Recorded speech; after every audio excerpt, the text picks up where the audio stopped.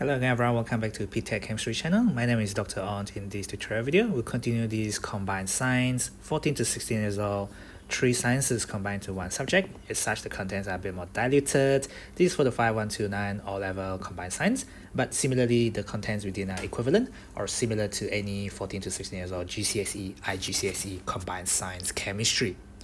In this first question, we have solution H and solution J. They are each one of the following possible solutions. We don't know which one, we are just told that they are possible. So this student carried out some tests. So this is why this topic is called qualitative analysis. In paper 3 or any alternative to practical, you are given access to a table of results, and we have this thing where we are testing with red and also blue litmus paper. These are tests for acid and also alkali. If we use red litmus paper, this is the test for alkali or base. This is when you have OH minus and your pH is greater than 7.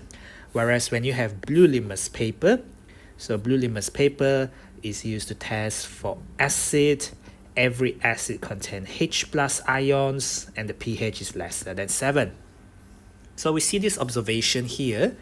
When solution H remains red, if it remains red, so it doesn't change, so therefore our conclusion here is that the red doesn't turn to blue. If the red doesn't turn to blue, so this is not alkali, not alkaline. Here we can see that it remains blue. We can say definitely it is not acidic, because if it is acidic, it would have turned from blue litmus to become red. It remains blue then. What else can we establish from here? The blue litmus paper remains blue, so no change to the blue litmus paper. So if the blue litmus paper remains blue, so again it's not acidic. So solution H is not alkaline, it's not acidic. So solution H, the pH must be 7. Here we could then see that if we go to the last bit here, it changes to blue there. So therefore J is acidic because, J is basic or alkaline, because the blue litmus turns into the red litmus turns into blue. Okay, so red litmus turning into blue. So you started with red litmus and it turns to blue. There's the test for alkali or base containing OH minus. So J is alkaline. J is not acidic, J is alkaline. But when your litmus doesn't change color at all, it's not acidic and not alkaline, it's just pH 7. So pH 7 there belongs to your salt, whereas solution J, where it is alkaline or basic, we can say that the pH is definitely greater than 7 there. Looking at our list of stuff, we have ammonia solution. This is NH3 aqueous.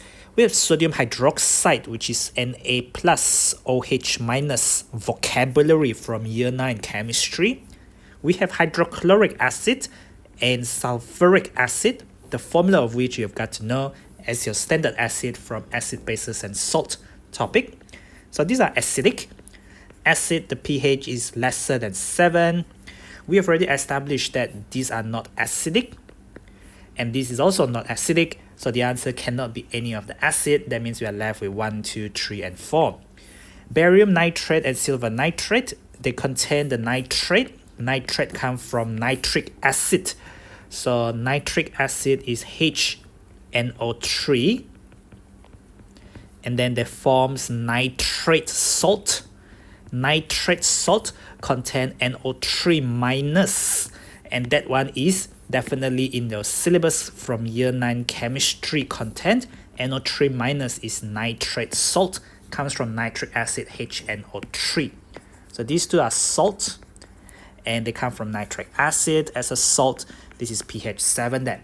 So barium nitrate and silver nitrate is going to be the salt there. So barium nitrate solution. And also, what was the other one? Let me have a look again. Silver nitrate solution. As for the next one, we are looking at alkaline or basic, so definitely not the acid. We're just looking at ammonia solution as well as sodium hydroxide solution there. So ammonia solution and also sodium hydroxide solution. So these are possibilities. Okay, so these are the two possibilities for each of these solution just based on pH value. This is just based on pH values using litmus as your indicator. Next bit, the student reacts solid copper to oxide. The 2 there refers to Cu2 plus oxide from chemical formula in year 9. We can see that the charges is 2 plus and 2 minus, 2 and 2. So when you do the crisscross of the valency, which is basically the combining power for ions, is just based on the charges of the ions. So combining power there. So when you crisscross, you want the simplest whole number ratio. That is because plus 2, the charge, is cancelled out exactly by minus 2. The correct formula is CuO there. So what happened there is your CuO plus H2SO4, you're going to get copper 2 sulfate. Sulfate is the salt you get from sulfuric acid, contain SO4 2 minus. And then you have copper 2 plus. Again, you can do the exact same exercise. And again, you will come up with the same idea that one of the copper 2 plus cancel out one of the SO4 2 minus. The correct formula will be CuSO4. This is a classic salt preparation from this using this base plus acid. You get this reaction called neutralization. This is from the acid, base, and salt topic. So describe clearly a method for this preparation. So here, this is your acid, and we have a base. So this is your acid, and this is your basic oxide. According to salt preparation topic from acid, bases, and salt, so what we're gonna do is we're gonna heat up the acid a little bit. So add excess of this copper 2 oxide solid. Okay, so copper 2 oxide, which is a solid, to a warm, so slightly warm, slightly heated up solution of sulfuric acid. We use excess of the base as stated in the syllabus so that all the acid will react. When all the acid reacted, we will be left with a little bit of this solid which is left unreacted, and then stir to react well or to mix well. Okay, so what happened then is we have to filter excess copper 2 oxide which is unreacted. So oxide solid that is unreacted. So not all of it reacted because you use excess earlier. This is as stated in the syllabus to make this particular soluble salt. So you could see to prepare a solution, we do need to filter off the insoluble solid. And then the filtrate. The filtrate is the solution that passed through. So the filtrate is a solution containing what we want, which is the copper 2 sulfate solution, which will be blue in color, and that was what I had shown you in the experimental tutorial video in this particular playlist.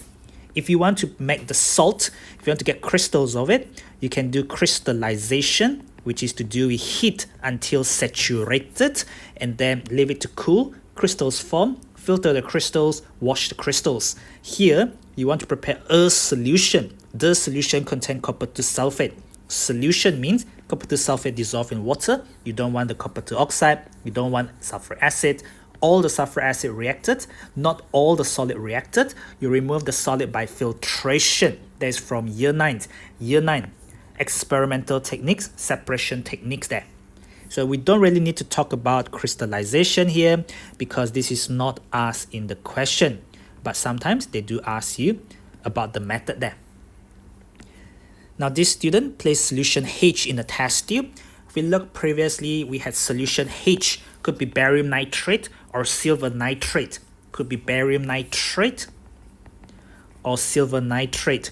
So what are we testing for? So let me just write it down first. Could be the solution containing barium nitrate or silver nitrate there. Now she added copper sulfate. So this copper sulfate is basically this thing here. So it's a pale blue solution. And because it contains copper 2 plus. Now she filtered the mixture after she added this to that. So it has sulfate there.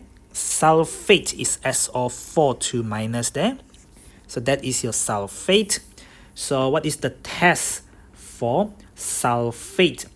According to your qualitative analysis table, which you have in your alternative to practical, which you need to refer to, when I add the solution, I can see I get a white precipitate. This is the test for sulfate. This is using barium nitrate solution, which means solution H must be barium nitrate solution.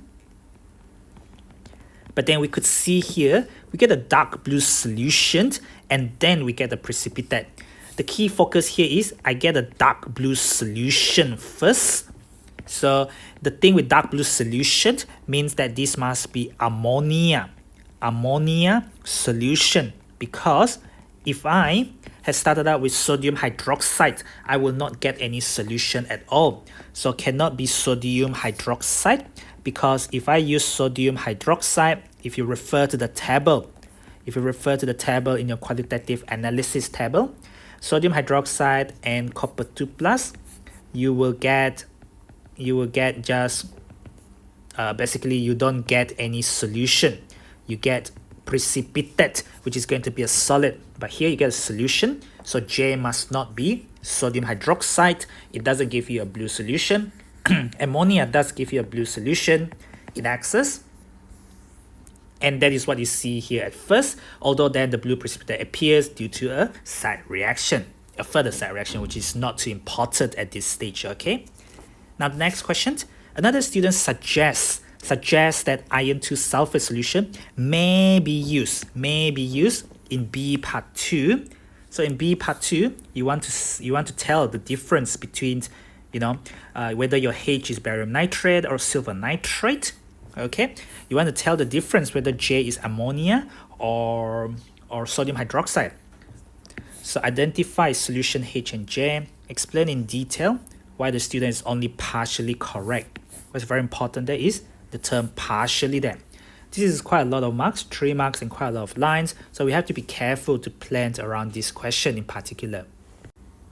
So we're going to remember that in qualitative analysis, tests for cation and ions are very important. So the difference between iron 3 sulfate and the previous question, which was copper 2 sulfate, is that when you look at your table, you have Cu2 plus aqueous versus the Fe3 plus aqueous.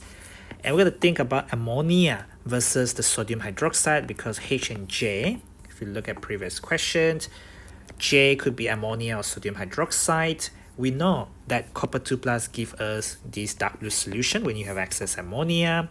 So with ammonia and also sodium hydroxide solution, this is not the case for iron 3 plus. So iron 3, i.e. Fe3 plus aqueous, we can just copy it down. It gives a red brown precipitate. Basically it gives you the red brown solid, insoluble in excess for both reagents. So that's the key difference with copper 2 plus. It gives you different observations with ammonia and also with aqueous sodium hydroxide. So therefore we can say using J, so J cannot be distinguished at all using this iron 3 plus. It gives you the same observation, so you can't really tell apart any difference at all. Unlike using copper 2 sulfate, they give you different observations whether you use ammonia or sodium hydroxide. Therefore you could very clearly say that this is definitely ammonia solution. When you have iron 3 sulfate, you still have your sulfate, so still the same sulfate. So since it is still the same sulfate, so therefore with H, which is basically your barium nitrate or silver nitrate, iron 3 sulfate still has SO4 2 minus sulfate ion, so therefore forms white precipitate, which is what we know as the positive result for the test for sulfate, with only between these two, barium nitrate and silver nitrate, only the barium nitrate solution will give you the positive result, because barium sulfate, as you form the precipitate, only barium nitrate can form the white precipitate. So it's not the silver nitrate, which is used to test for chloride. Silver nitrate is used to test for Cl minus. Barium nitrate is used to test for sulfate, SO4 2 minus there. That's it for that 3 marks question. Partially correct, because you can definitely identify barium nitrate versus the silver nitrate from H, but you cannot identify or differentiate J, whether it's ammonia or sodium hydroxide, because it gives you the exact same observation. Somewhere along that line, you should be able to get the 3 marks if you explain yourself in detail, explaining yourself in detail based on the question. In this next question, so we have a sample of solid A. We also have solution B. Solution means you already have aqueous solution, so that means you dissolve them in water. Whereas solid, you don't dissolve them in water. Now we're going to do some experiments. Solid A, this gray out stuff means you don't need to fill them in. Dissolve it in water. Now you have a solution. Put them into 3 parts, so 3 test tubes. To the first part, add barium chloride. Add barium chloride. So this is the test for sulfate ion. If you check your qualitative analysis table, test for sulfate, you need to add some nitric acid and then add some barium chloride. You get a precipitate. This precipitate for the sulfate is going to have a white precipitate is obtained. What you have is sulfate, SULFATE. If you want, you can write down the formula based on the table in your alternative to practical. Now you gotta add a piece of magnesium ribbon. So magnesium ribbon there is just Mg as a metal, as a solid, as an element. Okay, so you get an acid plus metal. This is straight from year 10 acid base and salt topic. You're going to get a metal salt. So the H plus ion in the acid is replaced by a metal cation, and you will produce hydrogen gas. So hydrogen gas is basically H2 gas, where you get that hydrogen gas, a single covalent bond formed between hydrogen and hydrogen to complete the outer shell for each hydrogen there. So what we get is we do get a gas. We do not see the colorless gas. Instead, what we see is bubbles. We can say bubbles, or we can say effervescence. Effervescence means a lot of bubbles. So you see bubble, you see effervescence. The next one is about the test. Test the gas using a lighted splint. This is not supposed to be spill, it's supposed to be splint. A lighted splint is the one where the flame is still going on. So there is a lighted or burning splint. So hydrogen, so the gas will burn with a pop sound. So the lighted splint will go off. It will get extinguished, and then it burns with pop sound, or it produces pop sound. That is characteristic of hydrogen gas. It burns, lighted splint burns with a pop sound there. Now you add some solid sodium carbonate to solid A. Just now we said that the solution was acid, and therefore it produced bubbles there. So the solution A is acid. So A is acidic, I think based on that question there. So if we have an acid, so acid plus metal carbonate, this is straight from the topic of acid, base, and salt as well. So acid plus metal carbonate will give you metal salt. It will give you carbon dioxide. Carbon dioxide vocabulary, year 9, covalent bonding, dot and cross. So both of these, year 9 dot and cross, where you have carbon forming a double covalent bond to oxygen, and each oxygen only uses 2 out of 6 outer shell to share to form a fully filled outer shell. And of course, it's dioxide, so you still have 2 more oxygen on the other side. Water, so you have oxygen forming double covalent bond, but you still have 2 more electrons on each oxygen. If I use circle for oxygen, dot for oxygen, I'm still left with 4 more after I use 2 for forming covalent bond water there. So this gas is definitely carbon dioxide gas because water there is your liquid. So you get carbon dioxide gas, lighted splint. So this is a trick question. So what happens if you have fire? Carbon dioxide will put out fire, so lighted splint goes off, or it will extinguishes. Fire extinguisher contain carbon dioxide. Therefore, it's used to put out fire. As for the second test, what happened with the lime water? Lime water is the test for carbon dioxide. So the lime water will go milky. The lime water turns milky, or it turns cloudy. Essentially, it forms white precipitate there. In the rest of these experiments on solution B, add aqueous sodium hydroxide, that is NaOH aqueous. You have a whole 2-column table test for cation using aqueous sodium hydroxide and also aqueous ammonia. This is iron 3 plus aqueous. So what we get is we get a red-brown precipitate forms, and it is insoluble in excess, and we just need to complete what we see from the table. Insoluble in excess of sodium hydroxide. We also contains chloride, not chlorine, ion, not atom. So to solution B, this is the test for chloride. Look for the test for anion in your qualitative analysis table. You add some dilute nitric acid first, then you add aqueous. Aqueous there means solution. So you add aqueous silver nitrate. Solution is the test for chloride, bromide, and iodide. You will get a white precipitate because that is the color of silver chloride.